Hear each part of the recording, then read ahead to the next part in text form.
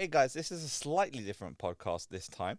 I'm going to be interviewing Rob, but when I say interviewing, I mean more conversating. Me and Rob are going to be talking about our situation growing up. We both had hard families, and I think it's kind of interesting to share two different perspectives of growing up in a kind of hard family household. I'm sure some of you guys might relate to this story, and if you don't, I think that's a fantastic thing as well because it means you didn't have to go through it. But we kind of wanted to share with you um, what can happen with adults who went through that. I think you guys will enjoy this and enjoy.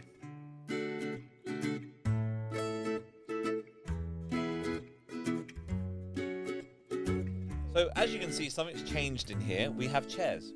We do. We even have a sofa as well. We I'm have so a small excited round about table. this. Everything's different.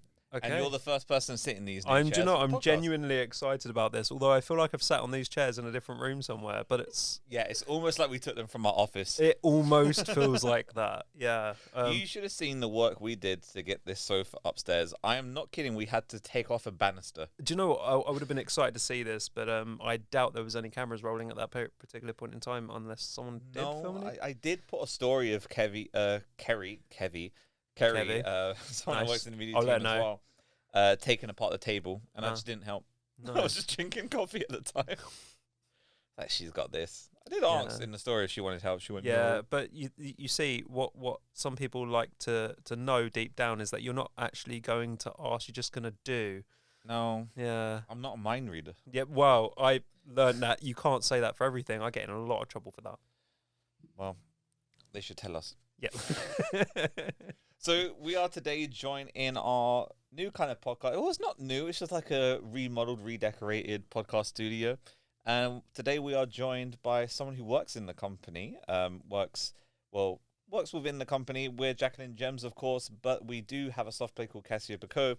And today with us is Robert, who is the manager of Cassiopeia Cove. Hello. Hello. Oh. I think that's where we start, isn't it? We always say hello. Yeah, that's right. I work in the weird and wonderful place that is Cassiopeia Cove. The children run around mental for a good 2 hours, or at least almost, whichever. And you enjoy a good, coffee, hot chocolate, and enjoy the atmosphere. That's where I go. We yeah. There's a bit more to it, obviously, but yeah. It's definitely a place where you can really enjoy yourself. Yeah, and something a little bit different about what we're going to do today, especially with our new studio, is we are going to have kind of more of a talk. So normally I interview guests and we go into our experience, and we are going to go into Rob's experiences today. But we're also going to go into mine. My name is Andrew Phoenix. I try and introduce myself every podcast. But we're going to talk about my experience as well. And we're going to be speaking about our childhoods and things that happened in our childhood and how it's affected us now. The Helping Hand podcast is very important, I think, because it allows people to give a bit of their experiences and a bit of something that either affected their childhood, affect children around them, or just general experience to help boost. And eventually we would love Helping Hands to be able to give everyone that little kind of boost when it comes to parenting, because I'm a parent as well, and sometimes it's hard to know what could be done right and what could be done better, and sometimes we try hard and we don't quite achieve. But I think in my story today, which I'll be talking about, it's definitely more a line of how I don't think necessarily my parents were able to do the best for whatever reason, and the effects it had on me at the end, because obviously this is the kind of problem we want to fix ideally, or have a little impact. If we can change 1% of it, I think that would be good. And I don't know if Rob wants to give a synopsis of his story about the same kind of blurb. Yeah, well, I mean, my pardon me, my childhood's peculiar for sure. We've moved house to house, flat to flat, whatever it might be. There's drugs, there's alcohol, there's violence, there's all sorts. I think that obviously I'm probably singing the same song as a lot of families out there, or a lot of single parents, or even families or blended families even, that may have gone through what we're going through. But I think it's nice to just sort of, I wouldn't say hash it out, but it's great to just talk so that it doesn't have to be such a voodoo or a taboo. That's it. I don't know where voodoo came from, but it doesn't have to be such a taboo to talk about and be able to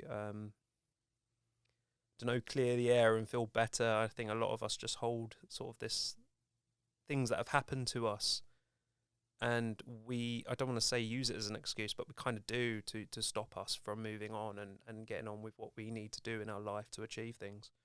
Yeah. Have you always felt comfortable talking about it? It's funny because I always say, oh yeah, no, I'm happy to talk about it, but then I'm not, and then I am, and then it just, and I suppose like the same way a child would like approach a female or a male to because they feel they sort of just gravitate towards them, and they're like, oh, I can happily talk to you, or you even hear it from the parent and go, oh, she doesn't like men very much, and it's like, that's okay. Like, that's fine.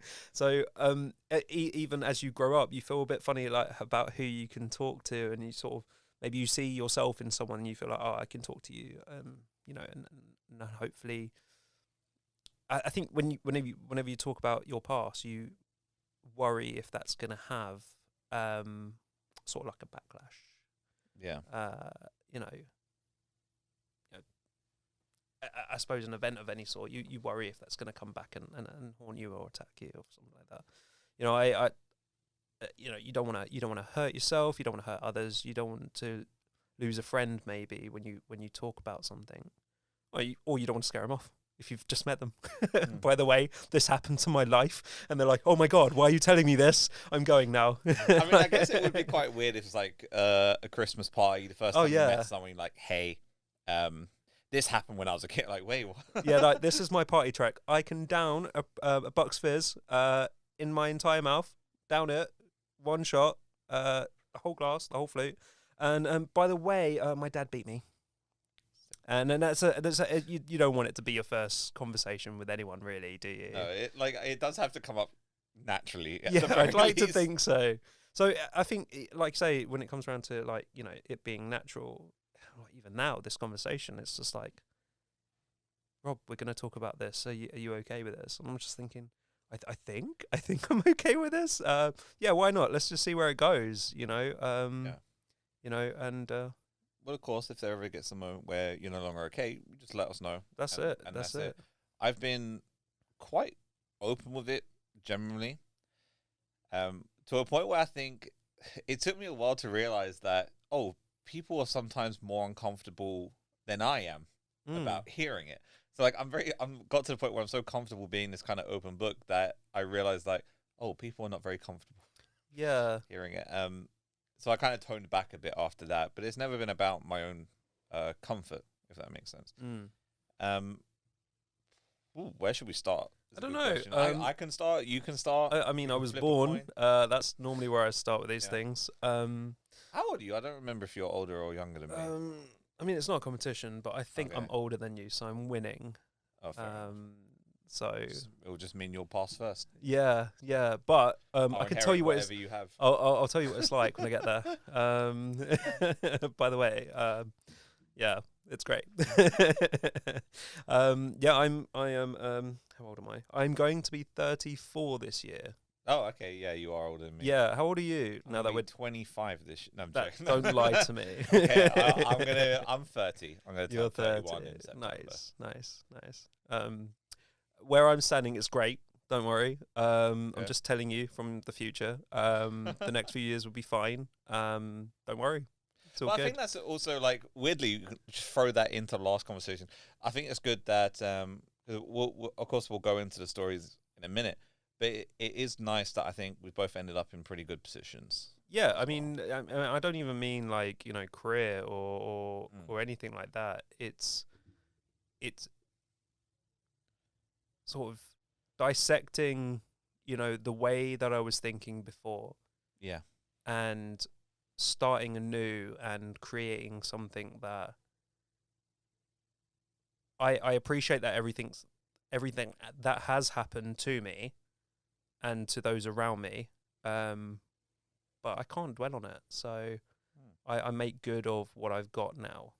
So that I would consider as a position. Yeah. In my life at the moment. So I think, but yeah, the job's great, by the way. I imagine like on the company podcast, you're like, "No, I hate this job." Yeah, no, I totally hate this job. But I feel great. Yeah, I feel great. I think I'll start anyway. Please do. Just because I think I'm probably super awkward.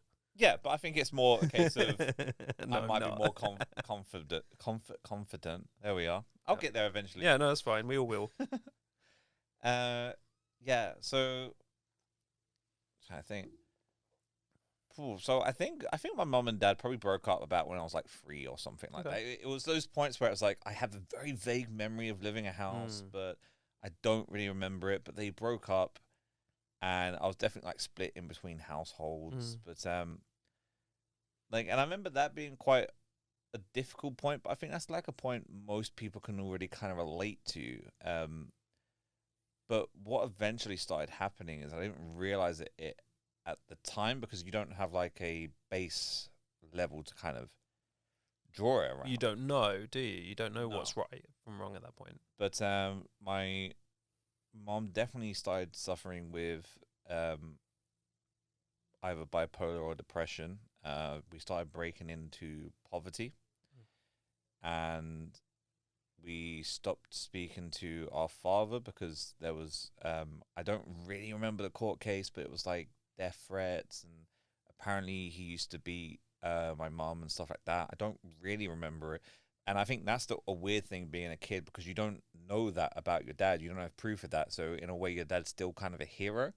Yeah. So you're kind of battling with what other people are telling you. I assume at the same time it's that your maternal figure in your life is trying to shield you from that at the same time. Yeah, and it's like I can understand both sides. It's such a weird concept to understand when you're like, oof, what was I know it must have been like the year 2000 or something like that. It was when the PS2 came out. Oh, I love the PS2. Yeah, and I only know that because my dad said like something along the lines of, "If you live with me, I'll buy you a PS2," and it was like the year it was coming out. Nice. Did you sign up? No. Terrible deal. Yeah, I wanted 2 PS2s. My brother gonna use, yeah, right? of course. Well, so I could probably trace back exactly what year this was, but I remember I was just a kid. I didn't really know what was going on, and I remember that being tricky. But after that, we got more and more into poverty, and I remember there were times, because our house was a complete mess, a complete shithole. It was really like when people joke about, "Oh, you can't see the carpet in here." Yeah, you know. That was actually my house. You wouldn't be able to see anything on the floor. Yep. And that was in every room. You eat a packet of crisps, it's now on the floor. You don't put it in the bin. I don't really even remember there being a bin in my house. Love a bit of floor food. Yeah, right.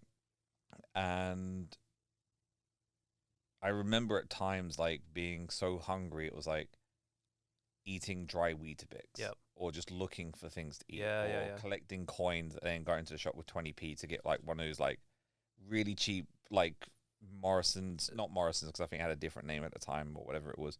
What was it before Morrison? Safeways. Oh, Safeways or Summerfields, or one of those two. Yeah. And getting like those cheap like 30p multi-packets and stuff like that.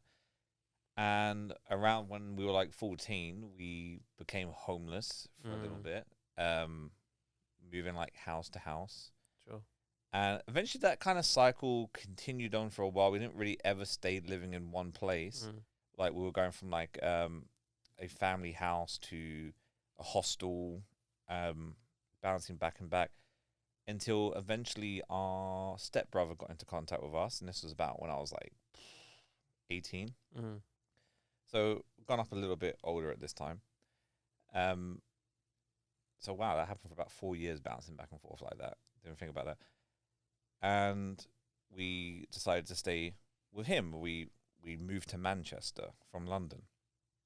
And my brother was a drug dealer. And he dealt drugs, and quite a lot of my stepbrothers, because my dad had loads of other siblings, so I had like 4 stepbrothers and stuff like that. And I remember him vaguely from my childhood because he would be with my dad when I used to have to see him on the weekends. But this was like the first time I seen him as an adult, and being close to an adult myself. I remember I was 18, but I was definitely emotionally still a child. I hadn't really developed at this point. And it just kind of got to a point. I'm kind of short, kind of a lot of my story because I want to give it abbreviated No, and go no, into for details sure. I later. understand. And it got to a point where eventually I basically had a choice of selling drugs or being homeless. Mm. And before I knew it, I was visiting my friends in London, and I was told not to come back. And so then I was homeless with £5 to my name in London with nowhere to go. And this was I remember it was just after New Year's Eve, somewhere around that time. So it was a great way to start the Yeah. year. I still don't really know where my dad is. I was kind of in contact with my mom at the time still. I didn't really think about it being a problem at the time. My mom was getting help. So if you're wondering why, like, my mom, when she got homeless, she got straight into hospital and I couldn't. Essentially, I didn't have ID. Oh. And I didn't have proof of address. So a lot of time when you become homeless, you have to prove to a council that you've lived in that council for a certain amount of time, which like, what like young teenager has proof of where they've lived? Of course, yeah. And I just didn't have ID. I didn't have a passport. I didn't have a provisional license, nothing like that. So I just had nothing. I couldn't even open a bank account. Couldn't even start with work. And I remember this kind of traveled on for a while. And I was in good contact with my mom still for a little bit, but I refused to speak to the rest of the family. I didn't speak to my brother. My brother sent me death threats as well. A couple of my other family sent me death threats. And that happened for a while, and I managed to, after I was out homeless, I got back on my feet. I landed a new job.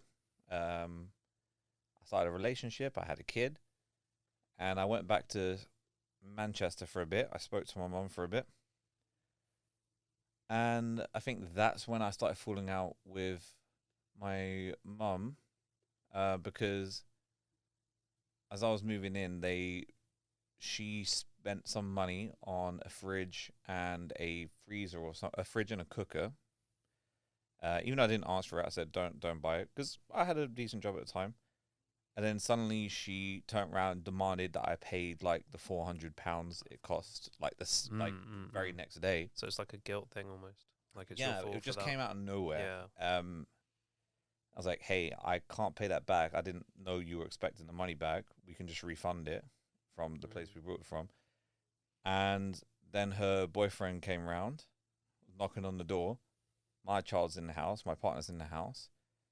And my mom sends a message going, hey, I'm not responsible for what happens to your child if you don't pay that money back. Oh. So imagine a grandma threatening their course. grandkid. Stop conversation with her. She tried to phone the police on me, like said I had like a weapon or some shit like that. And just never spoken to them since. I've had a couple times people with the family, like my brother, who was kind of more on the neutral side, reach out, try to extend an apology. Haven't spoken to them since. In fact, my life has been better since not speaking to them. Yeah. But that's like a brief, as weird as it sounds, that's it makes sense. A timetable of the kind of things that happened in my life that led up to it. But I'm sure we'll go more into detail about some of it later. But yeah, it spans quite long, that kind of thing. But yeah. Fair enough. I suppose, should I crack on with a bit of mine, I suppose? Sure. I obviously, what you've gone through is it's quite interesting because there's obviously a few things that resonate with me. Yeah. And I'm sorry that you've had to go through any of that for sure. But then, I mean, where would you be today if it was all supposedly perfect? Yeah, and I think it's always such an impossible and hard question to ask, isn't it? Absolutely, especially as we've not quite got to the time travel part of our lives yet. It's quite difficult to fix those issues. And I think when you look at all of those things, it's easy to blame someone, Yeah. and for what I would be saying about my life and my childhood and my upbringing, etc., etc. It's very easy to want to blame someone and not do anything and blame it all on that, and I can't do that because of this. And to be in all fairness, I did a lot of that. And sometimes I might be even guilty of it now from time to time and go, oh, it's their fault, I didn't do this. But the truth is it doesn't matter whose fault it is. It's now your responsibility to do something about it. Yeah. It's, it's done. That's it. It's you literally, like I said, time travel. You can't go back, and doesn't matter who did it, how it happened. It's what you're going to do about it now. How are you going to take what you have been in contact with, or what's happened to you? What are you going to do with it? You sit on your laurels and do nothing, or do you enjoy your life? And obviously you can forgive and forget, but it doesn't, you won't forget. You can try and forgive, and then you can move on and just crack on with your life and be better for it. Yeah. So it's like, I won't speak to my family after this whole thing, right? And some people, it's so weird to me because some people say to me like, oh, but you still love your mom and you're going to miss her when she's gone, or you still should reach out to your family because you really like them. And I'm like, I hate to say, like, I don't think you really understand, but like, these are like one of the few moments where I'm like, I don't think you do understand. Yeah, exactly. It's not as simple as that. It's not like we had an argument about the bread going out of date. Yeah, exactly. But it's interesting you say about the taking that responsibility, because I remember for a very long time, I was very angry about the cards I've been dealt in life. And I was very angry about the situation that I've been put in.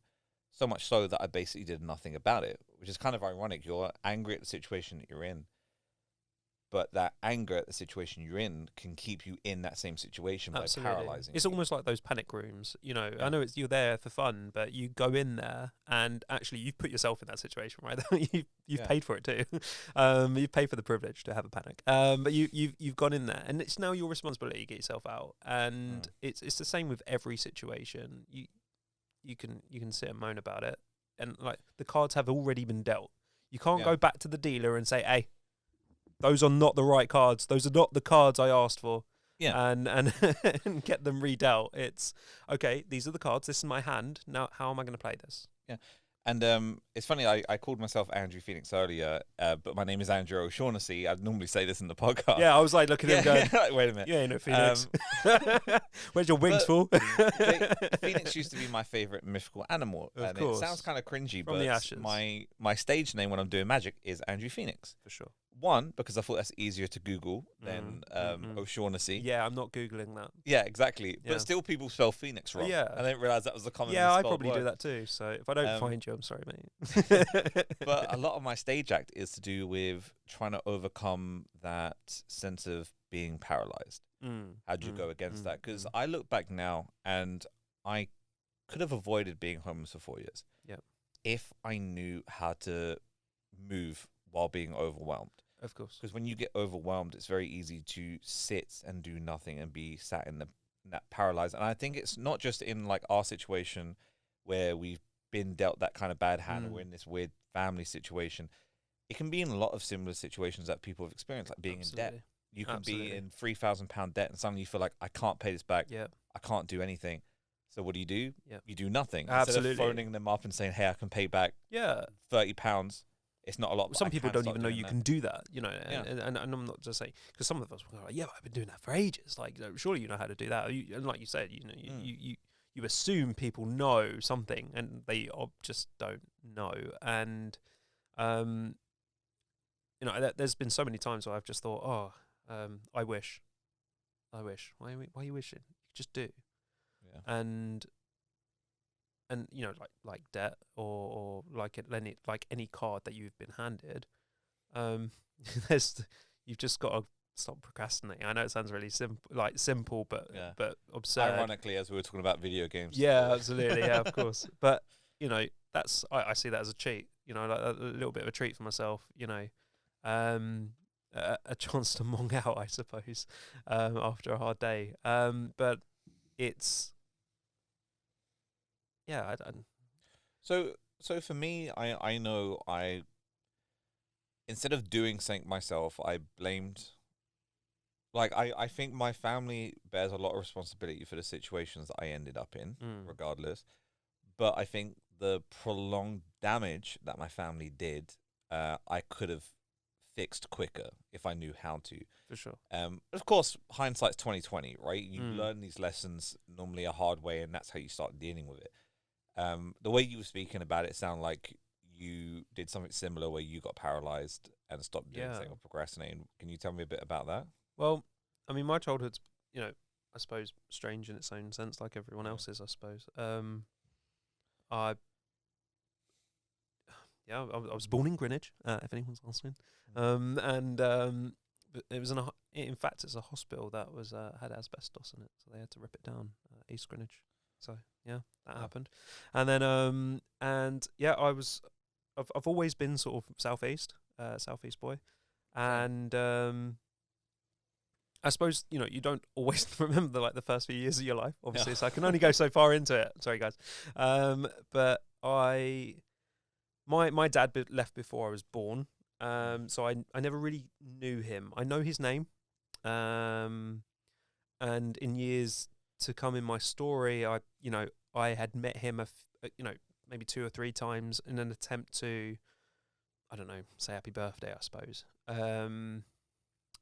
Yeah, and then apparently it was my fault that I didn't get in contact with him. But if you're not going to get in contact with me, then you're the dad, so I'll just call you, shall I? Yeah, it's interesting. But yeah, it wasn't important, I suppose. So that was before I was born. Anyway, left before I was born, and then I had a stepdad. Officially a stepdad. That was my mum's husband for a while. I've got 2. I've got a half brother and a half sister. I think that's how it works, isn't it? Yeah. And he wasn't very he wasn't nice. A lot of drinking.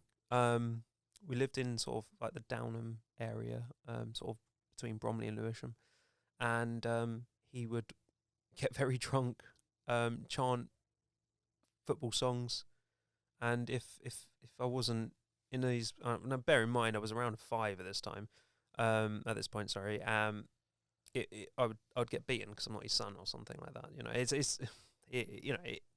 These things happen. And at that age, you don't actually know what's happening. You just know that something isn't right. You just don't know. Like you said, you don't have a comparison. You don't have a comparison. Is this the norm? You don't know. And my bedroom that I shared with my brother would stink of urine. We found a corner. That's where we'd go. I was afraid the layout of the house, or the flat, sorry, is you'd make a journey from the bedroom. There's no corridor as such. So you from the bedroom into the living room, and then through to the kitchen, and then the bathroom's attached to the kitchen. That journey was very frightening, because if it was another night time or before, or you were meant to be in bed, that'd be a very horrifying time that you need to go away. And so, there was a corner of the room that would get very wet and would smell very nice. Yeah. I joke about it, but that's how it was. It's a coping mechanism, is it? Like, it's easy to joke about it. And I think in the moment, I didn't ever think I'd be talking down a microphone about it. I think casually you go like, yeah, like I peed in the corner of the room, It's not really something you would normally talk about, I suppose, to that depth. Just very strange. Anyway, so there was this strange event that happened where I'd was eating at the table for as long as I did. I don't like potatoes, if anyone's wondering. I really don't enjoy them that much. And he'd made dinner. I wasn't eating it, and I got pushed into a sharp wooden door frame after being sent to bed. And I got a little scar, nothing Harry Potterish, just a little bit, just a little mark. And that's where it sort of went south for him a little bit. We've moved from house to house, They divorced, obviously. We moved. But was it like your mum wasn't too aware of what was happening? No, at she that was being moment? beaten as well. Okay. She was beaten, yeah. I think it's because he was the friend of my biological father. Okay. So he'd know more about him than I would have ever known. Okay. Yeah. So, I don't know what that says for my mum, but anyway, so but we moved house to house. Mum was under the influence, unfortunately. Yeah.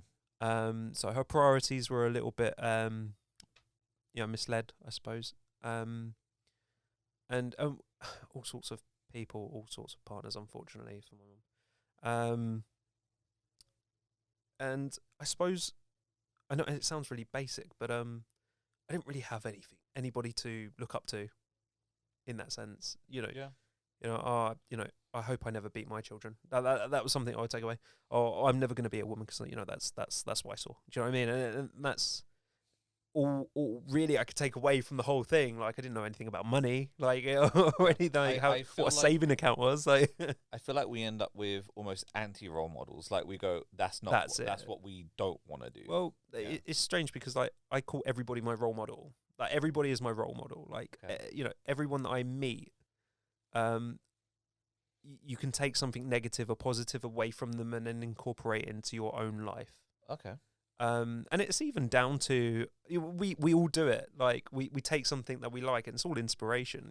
You see a post on Instagram or Pinterest for a nice bathroom and go, I want those tiles, but I don't like that basin. So I'm gonna get that basin from here in another post that I've seen. It's like, so everybody that I meet, I treat with the utmost respect in any way I can. But then I say, sort of take away what I like, and I go, oh, I could do that. Do you know what I mean? Or I could take that away with me. And I suppose I've just started learning so many. I'm just like, I try and be a sponge as much as I can for knowledge and information, and how not to be, I suppose, and how to be if I can. Yeah.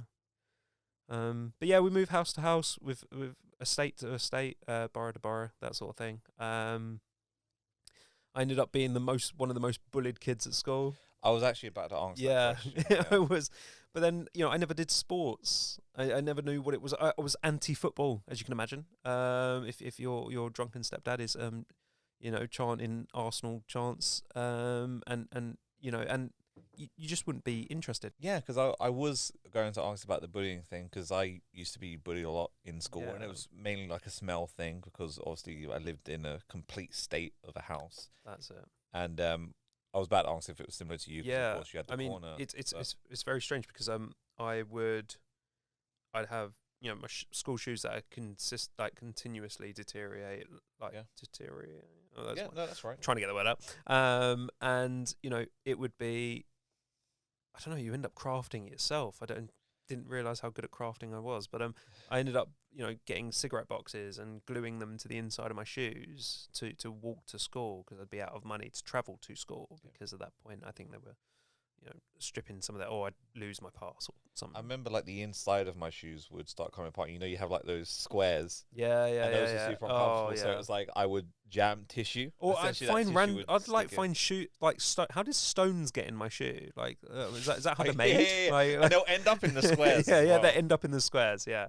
Yeah, only like the poorest people listening now are like be able to go like, oh yeah, yeah, completely understand. Yes, I totally get it. Everyone else like, there's squares. Yeah, shoes. squares. Why? What is this? Shoes are not even square. So yeah, no, it'd be things like that. My schoolwork would be at the bottom of priorities in the house. Housework becomes before schoolwork. I'd come home and I think I'd learn something really good. And you'd think so. Like if your child learned anything, I suppose again, like a comparison, but I'd like to think that my son would come home from school and go, "Dad, I learned this," and I'm like, "Oh wow, did you? That's amazing! Like, what? Tell me more." Penguins are okay. No, please don't tell me anymore. No, but it's no. I like penguins. They're fine. For those that love penguins, I'm so sorry, but my situation, I suppose, would be I'd come home and it's just like where my mum had me when she was so young. Again, there's lack of personal experience there, And I'm not. There's not me going, don't have a child when you're young. How dare Yeah. you? Because you can't always choose. These things happen. I can't be one to point and give anyone a guide on how to do these things. But my mum was young. That's all I've got to say on that. My mum was very young, and she was the youngest of her sisters. And being the youngest, you can't tell the youngest what to do. They don't want to be told because they want to learn things on their own because their older siblings already know these things. So I had a bit of that growing up from my own mum. So I would go, "Mum, I learnt this.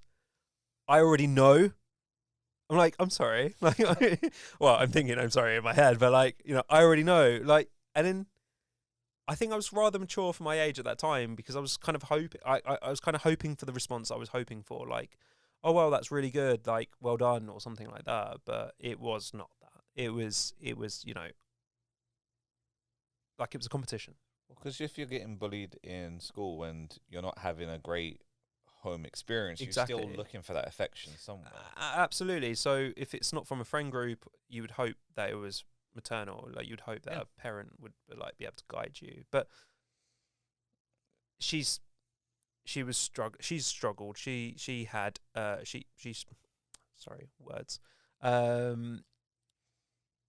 My mum was sexually abused as a minor, I suppose, before she had me. So she was always fragile. That was it. Yeah. So I can sit there and blame, but what can I do? What am I going to do about it? Do you know what I mean? I just got to crack on. And I'd like to have hoped that she would have been able to crack on, but unfortunately it didn't work out for her as well.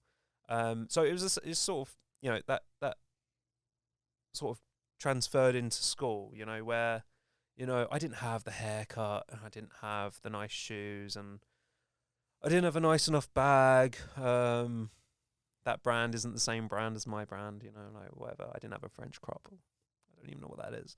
I just go to the barbers and say cut it. So yeah, I didn't do sport, so I was always left out, and I was bullied for that. I just didn't get on with anybody. I didn't get on with it, and that was just at secondary school. At primary school, I'd gone to several primary schools actually, where we'd moved so much, and one of them had I had to go for like these art therapy sessions or something. I don't know what they call. I think that's what they call them now, but what they called them at the time, I'm not sure. But they'd stick you in a room with all of these things that would get your creative juices flowing.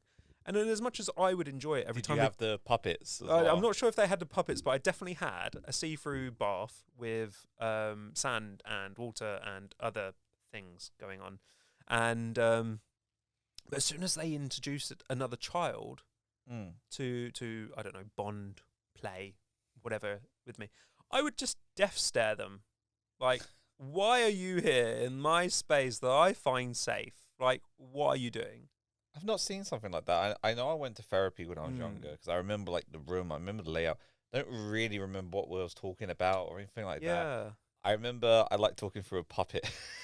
Like it was like this German Shepherd puppet. I nice. vaguely remember that. Nice. I think I But just might get one because that does sound quite cool. it is pretty cool. Yeah, To be fair. I mean, it's just very strange because that's what the school thought. Well, I'm glad the school recognised it, that something wasn't right. But then again, I wouldn't have friends, but I'd have adult conversations with teachers because I couldn't play with people. So it wasn't. It wasn't always ideal. I suppose I started making friends as I was leaving secondary school. Okay. And I suppose I was bullied less. I was always skinny. I think where we had moved from house to house, mum's priorities on what she spent benefits and money on, as you can imagine, wasn't great. We did bin dive, hence why social services were called a few times. I'd bin dived as a kid. I'd been caught down a bin, trying to pull food out. I originally learned to cook through like in catering school. I think I'm at level 2 or something like that, and but my reason for it is I didn't want to be a chef. I don't want to. I love food. Don't get me wrong. I definitely love food. Don't laugh at me. I can see you. I wasn't even laughing.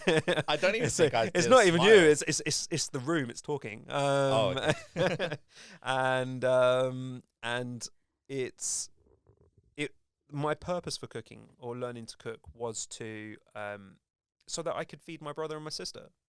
It's so Yeah. that I could learn how to put food together and properly, and not just read what was on the back of Bernard Matthews' chicken drumstick or turkey drumsticks.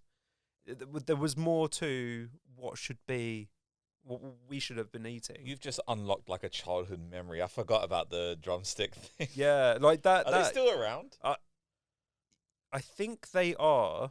I might have to buy some after.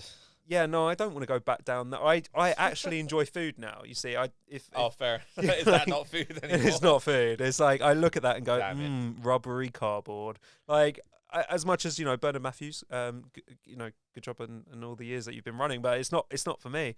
And It's about as processed as you get, really. yeah, it is. It Which is. is fine. It is. I think I was just in the still off enjoy it. license, and I just thought, oh, there's some Bernard Matthews turkey slices. I was like, that's. But that's I gotta like be that. there. I like the slices of ham. Don't get me wrong. I actually love, really like them. but I love turkey Twizzlers. So, who am I to say what's Have right? Bernard Matthew ham, some prawn cocktail, Chris. And that's my Yeah. sandwich. I'm happy for you. I'm happy as well. Yeah. So Are you still quite close to like your mum and? So, like you said, you were saying, oh, surely you still love your mum, right? I love my mum. I love my mum. Because what else is there for me to do? Do you know what I mean? I can't just turn up and go, hey, mum, I hate you, or ignore that she exists. Yeah. I think I just live a huge life. Sorry, words. I live on the path of gratitude, I suppose, in the nerdiest sort of way. I love being grateful. I couldn't be more grateful. So regardless of what my mum's done, she birthed me. Good job. I am grateful, but then so when I speak to her, I ask how she is. She says she's fine, and that's fine. I don't go round there to have an argument. Yeah. I hardly go around there, but I don't go round to have an argument. I love her. I do. She's gone through a lot. There's with all things have happened to us all, I think. Yeah. And it doesn't matter what's happened. It's strange because like any event can change us, or change your perception of an event. I think those are the words that I'm trying to get out. If you're driving down the road and someone cuts you off in traffic, or down a motorway, you could go two ways about it. You can lose your nut in the car and go, oh, F in this, F in that, F in this, and until your heart's content.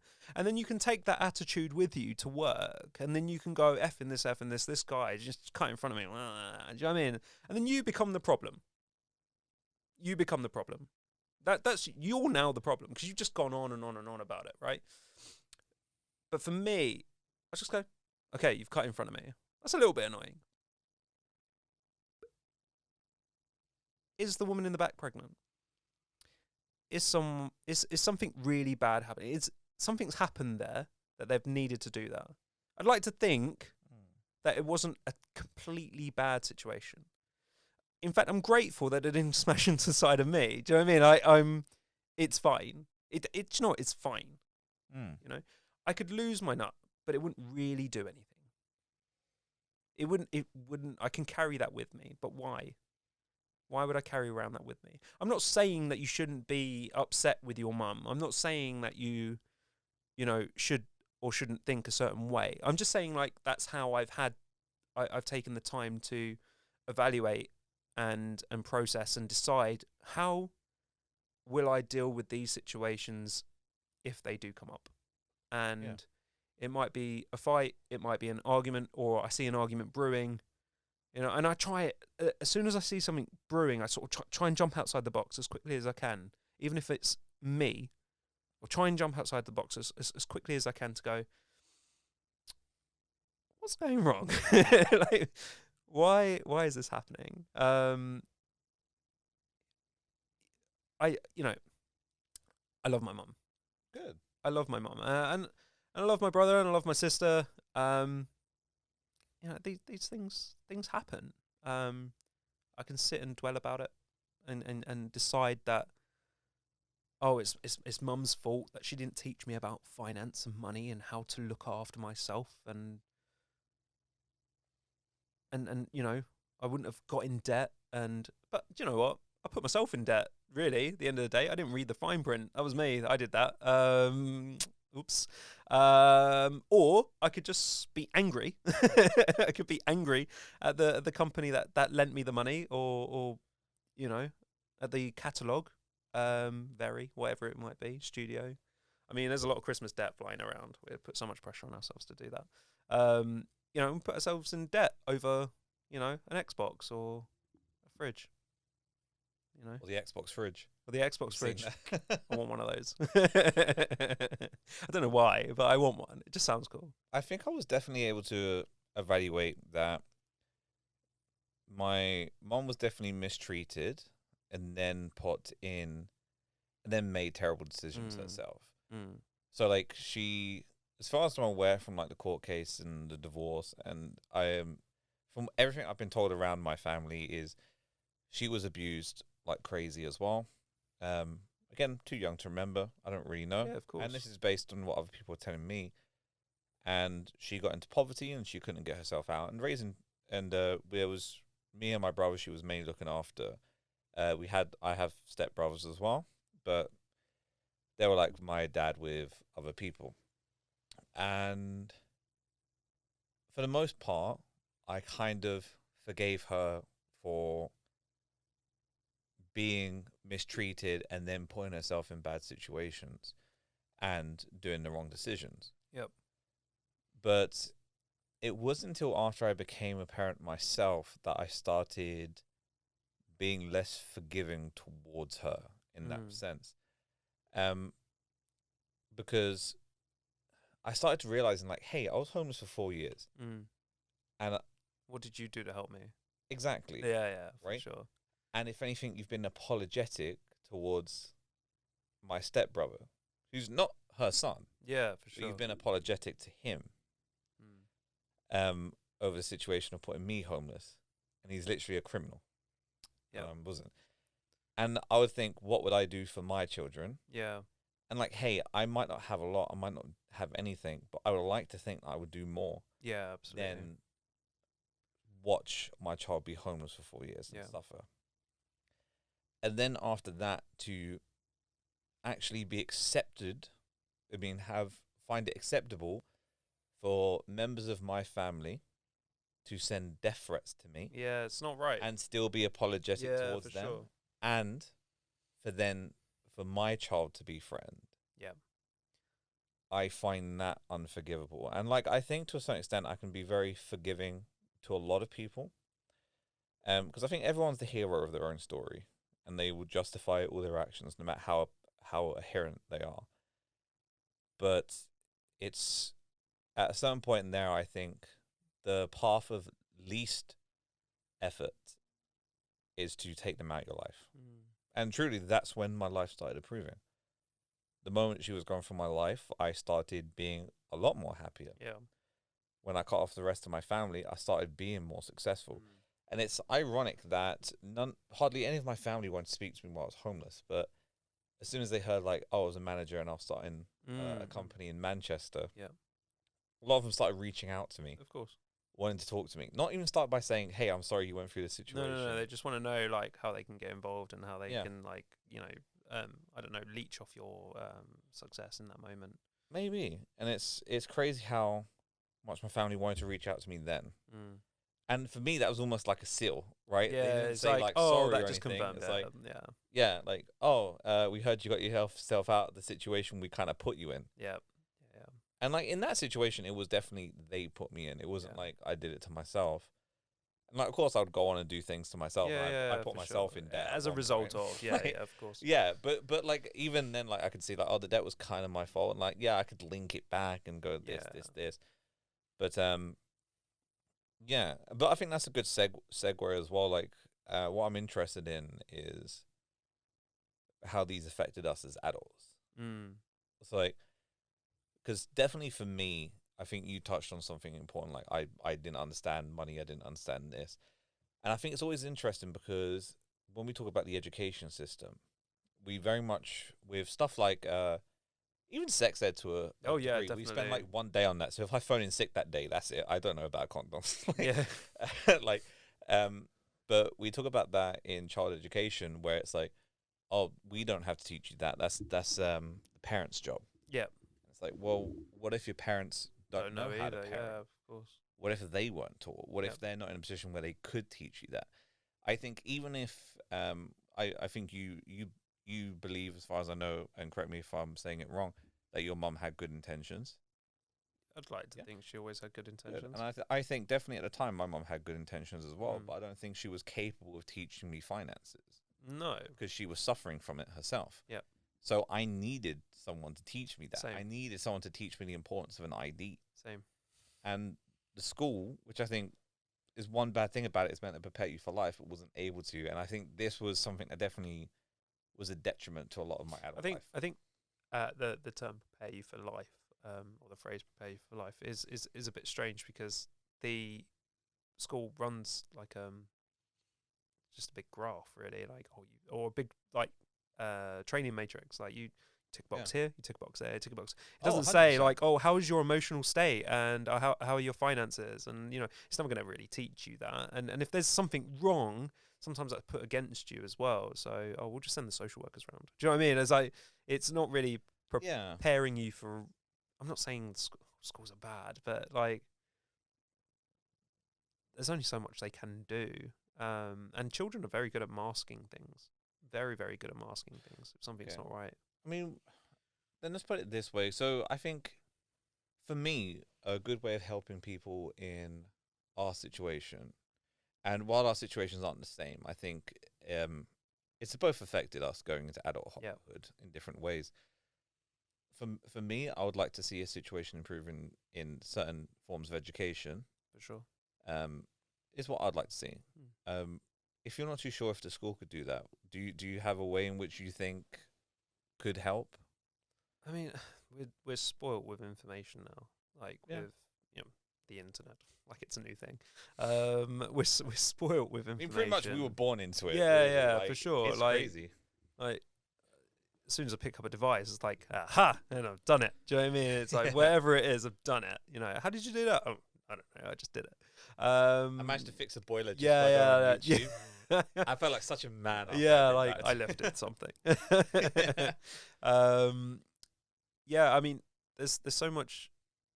I wish that some things could be taught at school. Like for my son is he's nearly 8. There we are.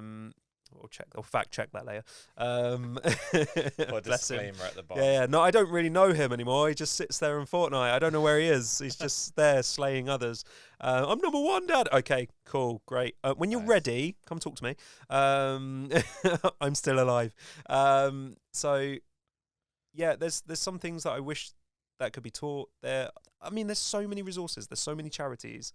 And like even myself, like if anyone comes to me and I'm like, oh, something ain't right. Okay, let's sit down. Like where do we start? Like, just tell me. Just tell me what is up, and I'll do what I can to help. Because I've had people cry, like ex employees, and they'll just cry.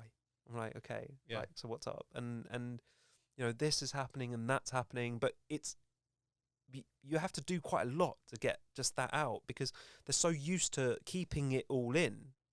And unlike myself, I see it in myself. I'm just sitting there and going, oh, "No, I can't. There's no point telling you because you're not going to be able to fix it. You're not going to be able to get it out." And I don't know. I sort of distracted myself there a little bit. Sorry about that, guys. Yeah, but there's so much that can be taught. Andrew, guide me a little bit, please. Well, I'll start teaching you now. Yeah. Just get me on the microphone and start talking. Like, please guide the flow of the conversation. Yeah, because I'm losing myself a bit. But it seems like you'd still be okay with school teaching more.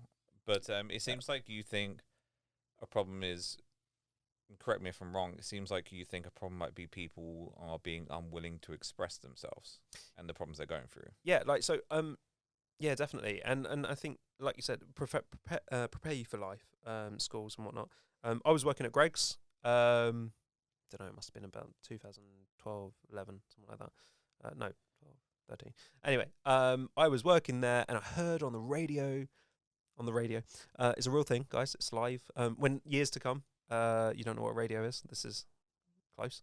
And I heard that Connections, which is something that usually works with schools to get you ready for, was closing down. There's no more funding. That it doesn't. There's not about anymore. I wrote something. I had a blog. Like, I was so angry. Like, and not that many people wrote it, but I was like, well, where are we meant to go? Like, where? No, I wasn't even a kid at that point. Like, where are we meant to go? Where are children meant to go? Like, where is our future generation supposed to go to know what's next?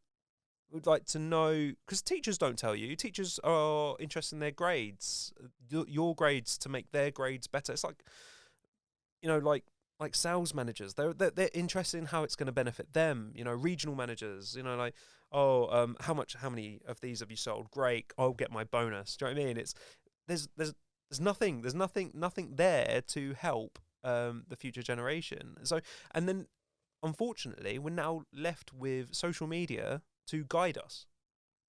That's awful. That is awful. No, I'm not. I'm not completely against social media. Don't get me wrong. This is how we advertise things. I understand that. But there's some amazing writers out there, and if I remember their names, because I have a terrible memory, but I remember one thing, and it's like, in a world so connected, we've never been so disconnected. Like, we go to bed and we scroll through, procrastinating and wondering our lives could be better. And even kids now, like, Dad, did you see this TikTok?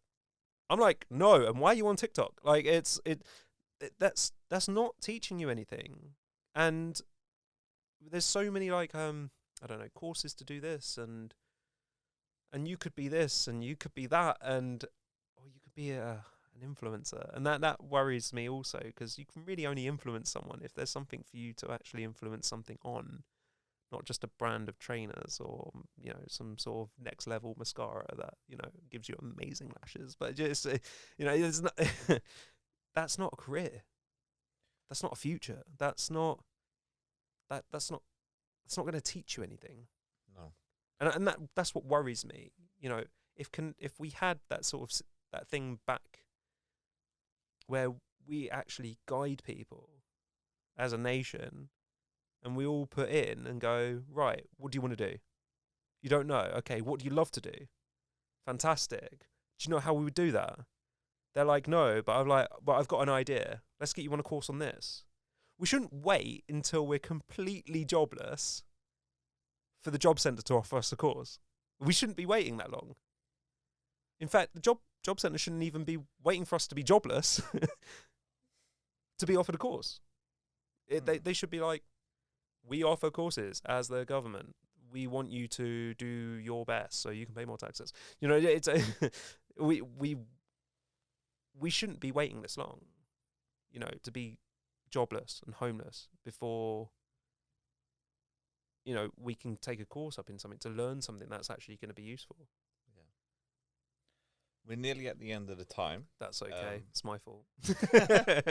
No, it's just running out the clock. It's actually gone a lot more faster than I expected. I just looked at the time and went, wait a minute. Yeah, that's crazy. I feel like we have so much left to talk about. That's all right. Stick around for part 2. Yeah, probably. I would like to. There's 2 things that are in my head that I really want to ask. Go for it. Which is, do you not ask this because I think this is more important, because I did want to say, like, what would you tell other people going through our situation? But I think it's quite clear what we would kind of tell. Maybe I might just answer it quickly. But at what point, because obviously I think there's two divides and two different versions of you. One which was, as you kind of described, where it was kind of like, where it's easy to blame things around Yeah, you. absolutely. And it made it sound like you did that as well. Was there any particular key moment where you stopped doing that? Like, what was it that made you change your attitude towards that? I'd like to say time. As strange as it is, sometimes you just need some time. And some people feel like, oh, I've got no time for time. Do you know what I mean? Time is precious. Time is currency. Time is everything, because we're so worried that we don't have enough time for anything, but we're not actually respecting the time that we have currently. You know, this is time that we have. This is our time. Do you know what I mean? I know it sounds like an ad for something. I don't know. Yeah. Maybe a watch. Who knows? This time is precious. Time is Time precious. Is now. Yeah, absolutely. It's time to get 15% off your mattress. Yeah. Wait, what mattress? More time in bed. And so, I think that the sort of turning point for me is that I've met so many people. You know, I've worked so many jobs. I thought I had it right. I thought I had it straight in my head, like, this is what I want to do. And I just put barriers up in front of myself and excuses why I can't do something. And I just started looking into, I know it's how it goes. I started looking into stuff like meditation and mindsets and psychology. And I've always been obsessed with the mind. Strangely, I've always been obsessed with the mind, but everything I read never took on. And then I think it's got to a point where actually I should read back on what I've just read. Because I think when you read something, you're not ready for what you've just read or what you've just learned or what you've just supposedly took in. I think sometimes it takes us a couple of reads or a couple of listens, or and sometimes you're not ready to change something about you're not yourself. ready. Like, no. You, like for me right now, it's like, hey, I'm overweight. Am I ready to change it? No. If I'm very honest. Sorry, I wasn't going to comment. Yeah. It's fine. I can see some rolls. Yeah, no, I was like, but yeah, sounds like it's after we challenge ourselves. Yeah, and developing. And I think, you know, I just it's strange because I can't really pinpoint any particular moment where I've gone, sorted it, fixed it. I know exactly what needs to happen. It's step by step. You can't just go, that's it, gonna do it, I'm gonna lose weight. It doesn't work like that. I want to lose weight, great. So what do I need to start taking away from, like, everything's in steps. Yeah. If you want to buy a house, everything's in steps. You can't just roll up and go, I want to buy a house. You know, you need to, everything is in steps. And all of the problems that I've had, I just turn them into opportunities where I could better myself. Go, oh, something isn't right. This is how I'm going to deal with it. And it's step by step. Everything is step by step. And I sort of have a morning mantra, I suppose, where I wake up and I just respect the fact that I'm alive. That's always a good shout. I like the idea you wake up and you do this sigh of relief, like, oh, good. Because, you know, that could have went wrong. Have you seen The Matrix? Anyway, so, you know, I'd wake up and I'd be super grateful. I know it sounds really cheesy, but, you know, I'm super grateful that I'm alive. I am. I'm grateful that I can taste the food that I can taste. I'm grateful that, you know, I can feel, you know, regardless how expensive or cheap my cushioned, you know, trainers or shoes are, I can feel the pebbles underneath my feet. I can feel the air between my fingers. Like, I am just so grateful that I am alive. And we let so many things distract us from that very simple concept that we are alive and we should start living and stop panicking about things that are just happening. We should just enjoy. And I know it's super cheesy. I'm so sorry. That's fine. Like, to be honest, like, we're just wrapping up now. But I was literally thinking, like, what am I going to say? Like, if I was to say something to people in my situation or going through, like, the adult version of our situation. And it's like, I don't know, it sounds cheesy, but don't let other people turn you into a monster. Very easy to be jaded and resentful and get very angry. Yeah, completely. Because of the situation, and you end up falling into that same state yourself, yeah, and inflicting that to others. I think it's kind of what happened to a lot of my family and my mom. She ended up in a very bad situation. She had bad cards, and she wasn't able to deal with it. She got paralyzed and ended up being resentful and angry herself, and to the point where she inflicted that to other people.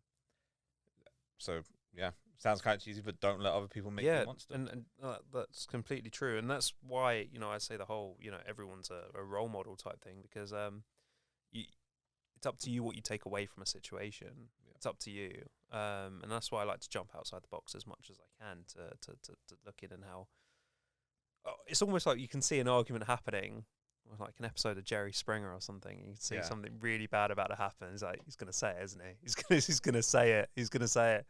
Oh, you're not the father. Oh, and then that's it.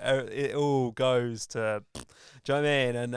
And you know, I always look, like I say, outside the box, and I just see things happening, unraveling. Go, right, well, I know how they're going to respond. I know how they're going to react. I probably shouldn't talk to them in that particular tone. I'm probably going to upset them. So yeah, I just try my best to enjoy life. I encourage others to do so. I follow, you know, Tony Robbins. If anyone's seen Tony Robbins on Netflix, I'm Not Your Guru. That is an incredible show to watch. But there's so many free resources out there. If you're paying for, say free, you're paying for Netflix, for example, the likelihood that you've got Headspace on there. It teaches you about meditation and you know, keeping you chill and getting a good night's sleep, and it's up to you at the end of the day. You know, you can take a horse to water. Do you know what I mean? You can open a door. You can, you know, you can't make it drink it. You can't make them go through it. You know, there's so many resources out there all day long. Give me a piece of paper and I'll write you a whole list of things that I could say, have a look at this, have a look at this, have a look at this, and I'll be excited about it because I'll remember looking at it for the first time. You know, reading The Secret or watching The Secret, like. And I think it's really cheesy. The whole thing is a baloney. But the law of attraction, I suppose, to some respect, is real. In one way or another. You wake up in a bad mood, you're only going to carry it on. Try and snap yourself out of it before it gets worse. That's it. Cool. Really? I think with that, we'll end there. No worries. Have to do a part 2 at some point. Yeah, no, please do. Like, there was another 3 hours there. No, there's so much to go. No. But thank you for joining us, Rob. I don't know if you want to say any last statement before you go, but yeah. All good. No, don't worry. I won't keep going. Thank you so much. See you next time, Rob. Thank you very much. Brilliant. And that brings us to the end of our podcast. I would firstly like to thank you for listening. Take care. Remember to hug your children, and always remember that there is someone there to give you a helping hand.